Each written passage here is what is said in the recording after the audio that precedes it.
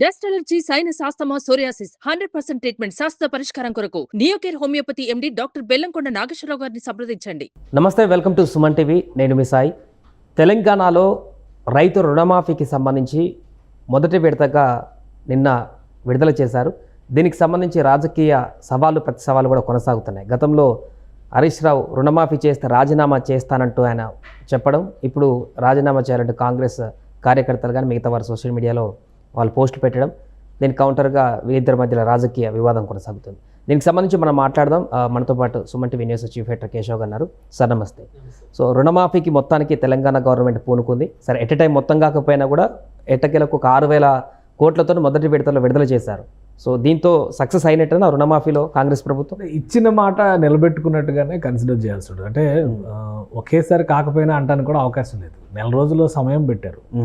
18వ తేదీన ఫస్ట్ ఫేజ్లో ₹1,00,000 లోపు ఉన్నటువంటి రుణాలన్నింటినీ కూడా మాఫీ చేశారు. 6,098 కోట్ల రూపాయలని దీనికోసం గవర్నమెంట్ రిలీజ్ చేసింది. దాదాపు 10,84,000 కుటుంబాలకి లబ్ధి జరిగింది. సో అంటే అది ఒక మేజర్ పార్ట్ కంప్లీట్ అయినట్టే. 2 లక్షల రూపు రుణాలు ఉన్నటువంటి వారి సంఖ్య అంత ఎక్కువ ఉండదు, తక్కువగానే ఉంటుంది. ఓవరాల్గా 11 లక్షల కుటుంబాలు లెక్కేస్తున్నారు కాబట్టి తక్కువ ఉండొచ్చు. ప్లస్ ఆగస్టు 15వ తేదీ డెడ్ లైన్ పెట్టారు. అంటే ఒక నెల రోజుల్లోపే రెండో భాగాన్ని కూడా కంప్లీట్ చేసేసే అవకాశం ఉంటుంది. అంటే ఆల్మోస్ట్ ఇది 100% సక్సెస్ అయినట్టుగానే మనం చూడాల్సి ఉంటుంది. ఎన్నికల సమయంలో ఒక హామీ ఇచ్చారు, రైతు రుణమాఫీ అనేది గతంలో కాంగ్రెస్ ప్రభుత్వం చేసింది. రాజశేఖర రెడ్డి ప్రభుత్వం ఉన్నప్పుడు తెలంగాణ ఉమ్మడి రాష్ట్రంలో చేసింది. ఇప్పుడు తెలంగాణ రాష్ట్రంలో వచ్చిన తర్వాత రేవంత్ రెడ్డి ప్రభుత్వం మళ్ళీ కాంగ్రెస్ ప్రభుత్వమే రుణమాఫీని పెద్ద ఎత్తున చేసినట్టుగా కన్సిడర్ చేయాల్సినటువంటి పరిస్థితి ఉంటుంది. బీఆర్ఎస్ నాయకులు, అంటే అప్పుడు టీఆర్ఎస్ నాయకులు 2014లో ప్రభుత్వం ఏర్పడిన తర్వాత మొదటి తెలంగాణ ప్రభుత్వంలో కూడా రుణమాఫీ పైన చాలా చర్చలు జరిగినాయి. చాలా లిమిటేషన్స్ని పెట్టడం ద్వారా రుణమాఫీని చేసినట్ట చేయనట్ట అనే ఒక అయోమయ స్థితిని సృష్టించారు. కానీ రుణమాఫీ విషయంలో మార్కులు పడడానికి అయితే ఎక్కువ అవకాశాలు లేవు.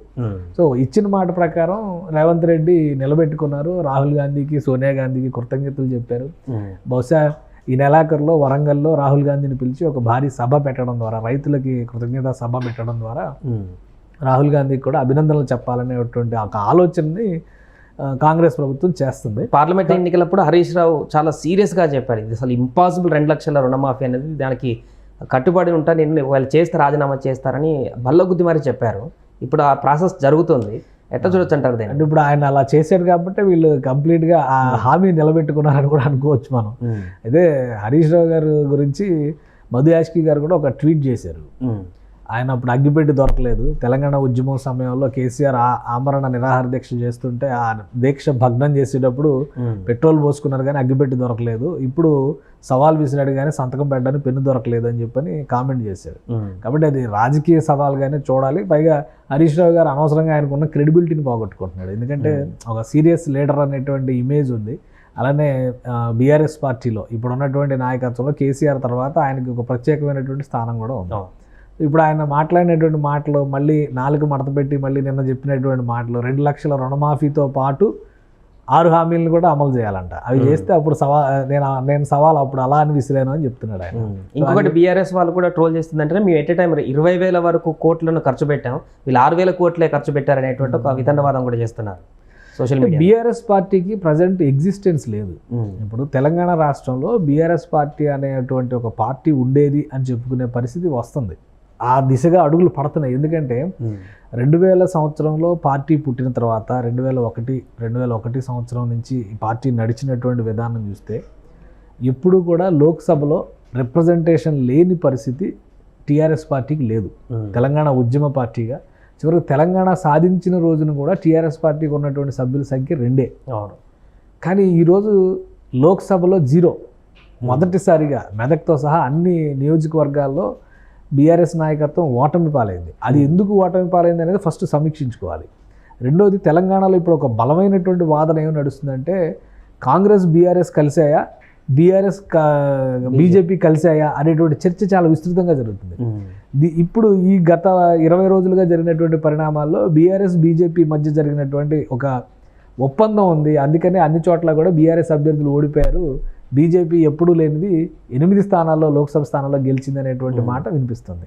వీటికి సమాధానం చెప్పాలి కదా. వీటికి క్లారిటీ ఇవ్వకుండా రాజకీయ విమర్శలు ఎంతసేపు చేస్తే ఉపయోగం ఉంది? కేసీఆర్ గారు సుప్రీంకోర్టు దాకా వెళ్ళారు విద్యుత్ ఒప్పందాలకు సంబంధించి. విచారణ నేను సుప్రీంకోర్టు ఆపలేదు కదా, ఏం జరిగిందో నిజం తెలుసుకోండి అని చెప్పారు కదా. లేదు విచారణ జరుపుతున్నటువంటి కమిటీ చైర్మన్నే మార్చారు కాబట్టి మాదే విజయం అని వాళ్ళు చెప్పుకున్నారు. సో అది అల్ప సంతోషం అనుకోవాల్సి ఉంటుంది. మేడిగడ్డ బ్యారేజీకి సంబంధించి 100 ప్రశ్నలు ఉన్నాయి. 82,000 కోట్ల రూపాయల భారాన్ని తెలంగాణ ప్రజలపైన మోపింది గత ప్రభుత్వం అన్నారు. అది తప్పు కాదు అని చెప్పించుకునేటువంటి దమ్ముందా? ఆ రోజు ఎవరు నీటిపారుదల శాఖ మంత్రి ఎవరు? హరీష్ రావు గారే కదా. ఒక స్పష్టమైనటువంటి విషయం ఎక్కడైనా చెప్పారా? బ్యారేజీ డిజైన్లో మార్పు చేయడమే బ్యారేజీని కొంపముంచింది అనేటువంటి మాట చాలా క్లియర్గా ఎక్స్పర్ట్స్ చెప్తున్నారు. ఇంజనీర్స్తో సంబంధం లేకుండా మా ఇష్టానికి మేము కడతాం అన్నట్టుగా కట్టుకుంటూ వెళ్ళారని చెప్తున్నారు. ఇప్పుడు అన్ని వేల అంటే దాదాపు 1,00,000 కోట్ల రూపాయల భారం ఎవరు భరించాలి? 20,000 కోట్ల రూపాయలు మేము మాఫీ చేసామంటే మీ ఇంట్లో సొమ్ము ఏమైనా తెచ్చి మాఫీ చేశారా? లేదు కదా. రాజకీయ నాయకులకు ఒకటి ఎలా అయిపోయిందంటే ప్రజాధనాన్ని ఉపయోగించి ప్రజలకు చేసే సర్వీస్ని కూడా ఏదో సొంత జేబుల్లోంచి ఖర్చు పెడుతున్నాం, మేమే రాజులు మహారాజులు అన్నట్టుగా వీరభోగ వసంతరాయల కబుర్లన్నీ చెప్తున్నారు వీళ్ళు. సో తెలంగాణలో రుణమాఫీ విషయంలో కాంగ్రెస్ గవర్నమెంట్ నిజం చెప్పాలంటే ఇప్పుడు ఉన్నటువంటి ఆర్థిక స్థితి రీత్యా ప్లస్ గత ప్రభుత్వం చేసినటువంటి కొన్ని నిర్ణయాల వలన పడిన అదనపు భారాలను కూడా పక్కన పెట్టి రుణమాఫీకి ముందడుగు వేయడం అనేది, పైగా ఈ సీజన్లో, ఎందుకంటే ఇప్పుడు రైతులు కరెక్ట్గా ఇప్పుడు వ్యవసాయానికి వెళ్ళేటువంటి సీజన్ ఇది. సో ఈ సమయంలో రైతులకి ఒక భరోసా ఇచ్చే విధంగా తీసుకున్నటువంటి నిర్ణయం పైన ఖచ్చితంగా పాజిటివ్ నోట్ కనిపిస్తుంది. ఇప్పుడు అసెంబ్లీ సమావేశాలు కూడా ఉన్నాయి, ఆర్థిక బడ్జెట్ కూడా ప్రవేశపెట్టే అవకాశం ఉంది. ఈ తరుణంలోనే దగ్గర 30,000 కోట్లు అంటున్నారు మొత్తం మాఫీ చేయాలంటే.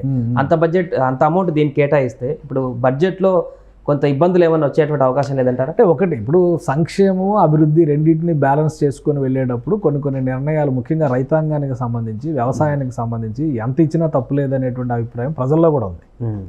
ఉచిత పథకాలు ఇచ్చి మీరు చేస్తే ఆ భారం పడితే ఇబ్బంది అయ్యేటువంటి పరిస్థితి ఉంటుంది. కానీ ఇక్కడ చేస్తుంది ఏంటి? రైతాంగానికి వచ్చినటువంటి సమస్యలు. ఒక పెట్టుబడి పెట్టిన తర్వాత రిటర్న్ గ్యారంటీ లేని ఏకైక పరిశ్రమ వ్యవసాయం. అప్పుడు భరోసాగా నిలవాల్సింది ఎవరు? ప్రజలు, ప్రభుత్వమే కదా. సో కాబట్టి ఆ మాఫీ విషయంలో పడేటువంటి భారాన్ని ఏ విధంగా మళ్ళీ గెయిన్ చేయాలనేటువంటి విషయంలో ప్రభుత్వం కసరత్తు చేయొచ్చు, కానీ దాని విషయంలో వెనకడుగు వేయడానికి అవకాశం లేదు. రెండోది ఏంటంటే బడ్జెట్ పరంగా రాష్ట్రానికి రావాల్సినటువంటి, కేంద్రం నుంచి రావాల్సినటువంటి వాటాలు కానీ, రాష్ట్రానికి వచ్చేటువంటి ఆదాయాలు కానీ వీటన్నిటిని సమీక్షించుకున్న తర్వాతే ఒక నిర్ణయానికి వచ్చి ఉండవచ్చు. ప్లస్ ఎన్నికలు జరుగుతున్నటువంటి సమయంలోనే, జాతీయ సార్వత్రిక ఎన్నికలు జరుగుతున్నటువంటి సమయంలోనే తెలంగాణ ప్రభుత్వం ఒక స్పష్టతతో ఒక ప్రకటన చేసింది. ఆగస్టు 15లోగా మేము మాఫీ చేస్తాం, పూర్తిగా మాఫీ చేస్తాం అన్నారు. డిసెంబర్ 3న రిజల్ట్ తర్వాత ప్రభుత్వం వచ్చింది, అధికారంలోకి వచ్చిన తర్వాత ఈ 2 నెలల్లో ఆర్థిక స్థితి ఏంటి, ఏ విధమైనటువంటి జాగ్రత్తలు తీసుకుంటే రైతు రుణమాఫీని అమలు చేయొచ్చన్న దాని మీద ఆల్రెడీ కసరత్తు జరిగింది. ఆ ధీమాతో ఉండబట్టే ముఖ్యమంత్రి కానీ, ఉప ముఖ్యమంత్రి, ఆర్థిక మంత్రి ఇద్దరు రెండు ఎవరి దగ్గరే ఉన్నాయి కదా. సో బట్టి విక్రమార్క కానీ కాన్ఫిడెన్స్తో ఉన్నారు. అదే కాన్ఫిడెన్స్తో ఈరోజు అమలు చేసేటువంటి ప్రయత్నం చేశారు. కాబట్టి తెలంగాణ రైతాంగం కళ్ళల్లో మాత్రం ఆనందం కనిపిస్తుంది. విపక్షాలు మాత్రం ఇది ఒక ఊహించని పరిణామంగా పరిగణిస్తున్నటువంటి పరిస్థితి ఉంది. ఇప్పుడే అంతంత మాత్రంగా ఉన్నటువంటి ఇమేజ్, ఇంకా తెలంగాణ పేరుతోనో లేదా సెంటిమెంట్ పేరుతోనో రాజకీయాలు చేసేటువంటి పరిస్థితి లేదు. సెంటిమెంట్తో రాజకీయాలు చేసేటువంటి అర్హతని బీఆర్ఎస్ పార్టీ కోల్పోయింది. ఎందుకంటే తెలంగాణ ప్రజలు ఇచ్చినటువంటి అవకాశాన్ని, తెలంగాణ ప్రజలకు అనేక హామీలు ఇచ్చారు. రాష్ట్రం వస్తే పార్టీ కలిపేస్తామన్నారు, ఉద్యోగాలు ఇస్తామన్నారు, రాష్ట్రం వస్తే దళితుడే ముఖ్యమంత్రి, ఇవన్నీ కూడా పక్కన పెట్టి 2 సార్లు అధికారం ఎందుకు ఇచ్చారంటే ఒక స్పష్టమైనటువంటి అభివృద్ధి నినాదాన్ని తెలంగాణలో బలంగా పాతేటువంటి అవకాశం ఉంటుంది. ఎందుకంటే ఈ ప్రారంభ సంవత్సరాల్లో తీసుకునేటువంటి నిర్ణయాలు భవిష్యత్తుని నిర్ణయిస్తాయి. సో అందుకని తెలంగాణ ప్రజలు బీఆర్ఎస్ పార్టీకి అండగా నిలిచారు. 2018 ఎలక్షన్స్లో కూడా ఓడిపోతారనేటువంటి ప్రచారం గట్టిగా జరిగిన బలమైనటువంటి మెజారిటీతో వచ్చింది. 88 సీట్లు గెలుచుకొని అధికారంలోకి వచ్చింది. అన్ని సీట్లు వచ్చిన సందర్భంలో కూడా 20 సీట్లు వచ్చిన కాంగ్రెస్ పార్టీని కుదేలయ్యాలా చేసి 11 మందిని తీసుకొచ్చి పార్టీని విలీనం చేసి రాజకీయాలు చేశారు ఆ రోజు. ఈరోజు కాంగ్రెస్ పార్టీ 65 సీట్లతో ఉంది. 4 వచ్చి బీఆర్ఎస్ నాయకులు వచ్చి, ఎమ్మెల్యేలు వచ్చి ఇందులో చేరితే మళ్ళీ కాంగ్రెస్ పార్టీని వాళ్ళ పదవులు ఊడగొడతా ఉంటారు, సుప్రీంకోర్టు దాకా వెళ్తూ ఉంటారు. ఓకే, అది న్యాయ పోరాటం చేయొచ్చు. ఎందుకంటే ఒక పార్టీని నమ్మి, ఒక సిద్ధాంతాన్ని నమ్మి ఎన్నుకున్నటువంటి నాయకుడు పార్టీ ఫిరాయించడం అనేది అనైతికంగానే చూడాల్సి ఉంటుంది. కానీ అనవసరమైన రాజకీయం చేయడం కంటే కూడా ఇలాంటి సందర్భాల్లో ప్రజల ప్రయోజనాలను దృష్టిలో పెట్టుకుని రాజకీయం చేయడం చాలా ముఖ్యం. సో అది బీఆర్ఎస్ పార్టీ ఆ లైన్ తప్పుతుందేమో, అందుకనే ప్రజల్లో కూడా ఒక అపనమ్మకం వస్తుందేమో అనేటువంటి అభిప్రాయం వస్తుంది. దాన్ని సమీక్షించుకోవాల్సినటువంటి అవసరం ఉంది. లీడర్స్గా మాట్లాడేటువంటి క్రమంలో కేటీఆర్ గారు ఇప్పటికీ చేస్తున్నటువంటి అహంకారపూరిత వ్యాఖ్యలు ఎలక్షన్స్లో ఎక్కువ ప్రభావం చూపించింది. ఏంటి, కుటుంబ పాలన, అహంకారం, ఈ రెండే కదా ప్రజలకి కడుపు మండింది. తెలంగాణ ఆత్మగౌరవం పేరుతో వచ్చినటువంటి తెలంగాణని ఒక కుటుంబానికి తాకట్టు పెట్టినట్టు ఉంది అనేటువంటి అభిప్రాయం. రెండో వైపు వాళ్ళు అహంకార ధోరణితో వ్యవహరిస్తున్నటువంటి విధానం. సో అక్కడే ప్రజల మనోభావాలు ఇబ్బంది పడ్డాయి. అందుకనే అక్కడ ఒక రివోల్ట్ అయినట్టుగా ఎవరు ఊహించని విధంగా ఓటమిని ఎదుర్కోవాల్సినటువంటి పరిస్థితి వచ్చింది బీఆర్ఎస్ పార్టీకి. సో ఇప్పుడు కాంగ్రెస్ ప్రభుత్వం తీసుకుంటున్నటువంటి నిర్ణయాలు ఆర్థికపరమైనటువంటి భారాన్ని రాష్ట్రం పైన మోపినా కానీ స్పష్టమైనటువంటి హామీలు ఇచ్చారు కాబట్టి ముందడుగు వేస్తున్నారు.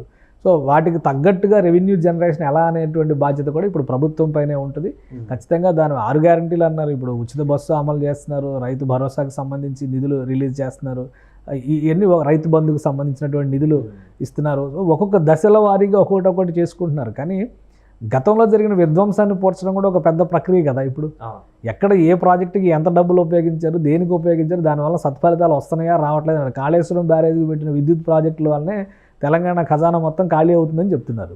సో అవన్నీ సెటరైట్ చేసుకోవాలి కదా. మరి కొంచెం సమయం పట్టొచ్చు, బట్ ఒక రైట్ డైరెక్షన్లో వెళ్తుంది తెలంగాణ ప్రభుత్వం అనడానికి రైతు రుణమాఫీ విషయంలో చాలా కఠినమైనటువంటి సమిష్టి నిర్ణయం తీసుకోవడం ద్వారా రేవంత్ రెడ్డి సర్కారు ముందడుగు వేసింది.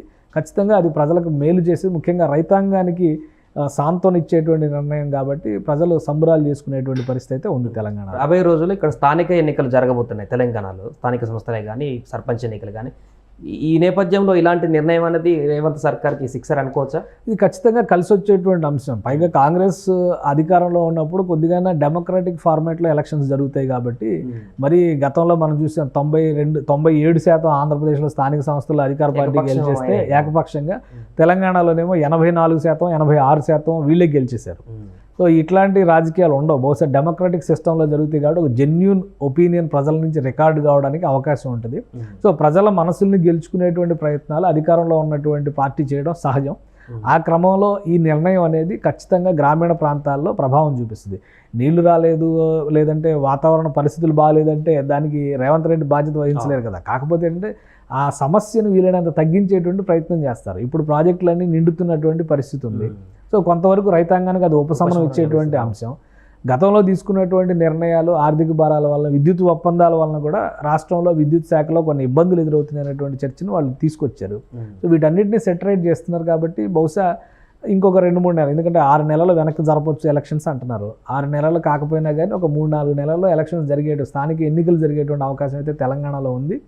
స్థానిక ఎన్నికల్లో ఎవరి బలాలు ఏంటో అనే దానిపైన కూడా, ఎందుకంటే గుర్తుతో జరిగే ఎన్నికలు కావు, కార్పొరేషన్స్ మినహా మిగతా గ్రామీణ స్థాయిలో జరిగేవన్నీ కూడా ఇండిపెండెంట్ ఎలక్షన్స్గా మనం చూస్తాం. కాబట్టి గెలిచిన వాళ్ళని కొనుక్కునే వాళ్ళు ఉంటారు, గెలిచిన తర్వాత కలుపుకునే వాళ్ళు ఉంటారు, గెలవక ముందరే పార్టీ జెండాలు పట్టుకొని తిరిగే వాళ్ళు ఉంటారు. కానీ ఒకటేంటంటే తెలంగాణ రైతాంగానికి ఉపశమనం ఇచ్చేటువంటి చర్యలు తీసుకున్నారు కాబట్టి గ్రామీణ తెలంగాణలో ఖచ్చితంగా కాంగ్రెస్ పార్టీకి ఇప్పటికీ ఆ పట్టుంది. సో అది మరికొంత బలోపేతం అయ్యేటువంటి అవకాశం అయితే స్పష్టంగా ఉంది. రైట్. అదే తెలంగాణలో రుణమాఫీకి సంబంధించి తాజాగా కాంగ్రెస్ ప్రభుత్వం తీసుకున్నటువంటి నిర్ణయంతో చాలామంది రైతులు అయితే హర్షం వ్యక్తం చేస్తున్నారు.